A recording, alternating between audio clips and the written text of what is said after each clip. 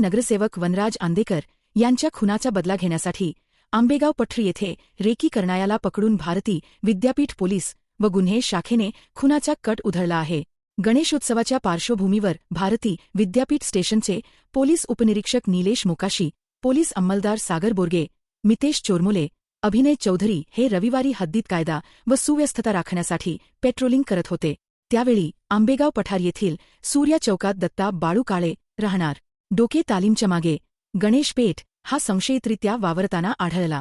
Bharati Vidyapeeth police व गुन्हे शाखेच्या अधिकाऱ्यांनी त्याला ताब्यात घेऊन चौकशी केल्यानंतर त्याने सांगितले की माजी नगरसेवक वनराज आंदेकर यांच्या खुनाचा बदला घेण्यासाठी आंदेकर टोळीने कट रचून आंबेगाव पठार भागात रेकी करण्यासाठी काळेला पाठविले आहे.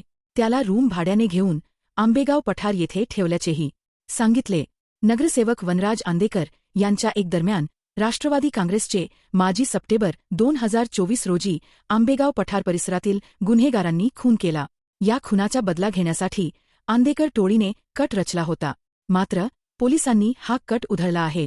ही कामगिरी पोलीस आयुक्त अमितेश कुमार, पोलीस सह आयुक्त रंजन कुमार शर्मा, पश्चिम प्रादेशिक विभागाचे अपर पोलीस आयुक्त राजेश बनसोडे, गुन्हे शाखेचे अपर पोलीस आयुक्त पंकज देशमुख, गुन्हे शाखेचे पोलीस उपायुक्त निखिल पिंगळे, परिमंडळ 2चे पोलीस उपायुक्त मिलिंद मोहिते, स्वारगेट विभागाचे सहाय्यक पोलीस आयुक्त राहुल आवारे यांच्या मार्गदर्शनाखाली भारती विद्यापीठाचे पोलीस ठाण्याचे वरिष्ठ पोलीस निरीक्षक राहुल खिलारे, कुमार घाडगे, अंजुमन बागवान, पोलीस निरीक्षक गुन्हे जितेंद्र कदम यांच्यासह भारती विद्यापीठ पोलीस ठाण्याचे तपास पथकाचे अधिकारी, अंमलदार, गुन्हे शाखेकडील अधिकारी व अंमलदार यांनी केली.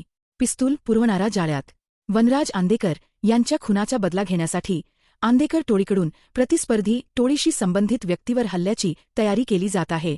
यासाठी पिस्तूल पुरवण्याची जबाबदारी असलेल्या गुन्हेगाराला समर्थ पोलिसांनी अटक केली.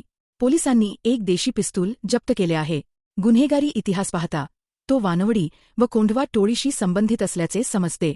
आंदेकर टोळीतील 19 जणांची यादी. पोलिसांनी अटक केलेल्या दोघांकडे चौकशी केल्यानंतर खुनाच्या बदल्याचा कट आखणे आणि तो पूर्णत्वास नेण्यासाठी आंदेकर टोळीतील 19 जण सक्रिय होते. त्यांची यादी गुन्हे शाखेच्या पोलिसांनी तयार